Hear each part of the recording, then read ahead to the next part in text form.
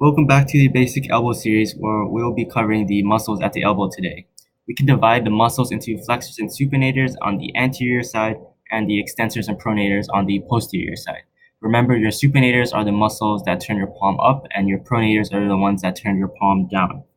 Looking at the front side here, we have the biceps brachii and the brachioradialis.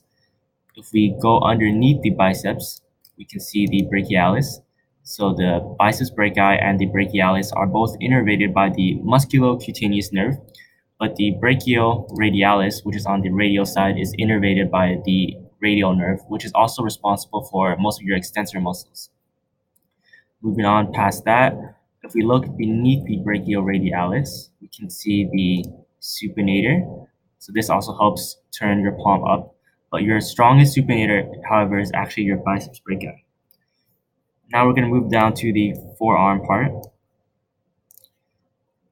At the anterior side, we have the pronator teres, the flexor carpi radialis, your palmaris longus, and your flexor carpi ulnaris. If you put your thumb and your pinky together, you can see your palmaris longus and your flexor carpi radialis kind of stick out. Some people actually don't have a palmaris longus, so if you don't have one, don't be worried. So again, you have your flexor carpi radialis, your palmaris longus, and your flexor carpi ulnaris. These four muscles, the pronator teres, flexor carpi radialis, palmaris longus, and the flexor carpi ulnaris, all attach or originate at the medial epicondyle of the humerus. So these muscles cross the elbow because they technically attach at the humerus. And because they cross the elbow, they're actually more likely to be injured than your other muscles that don't. So those four muscles are the ones that attach at your medial epicondyle. Looking at the wrist, if we move a little deeper,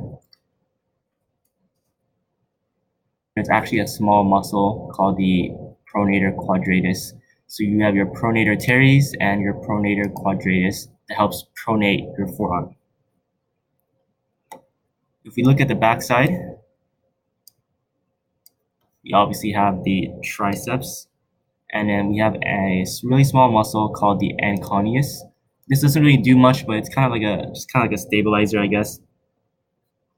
Then we have our extensors at the forearm, your extensor carpi radialis longus. This attaches at the supracondylar ridge of the humerus.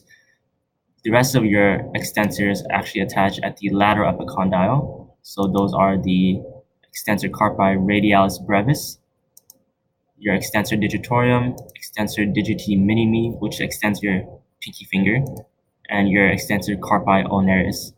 So you have a extensor carpi radialis, which has a longus that attaches at the supracondylar ridge, and a brevis that attaches at the lateral epicondyle.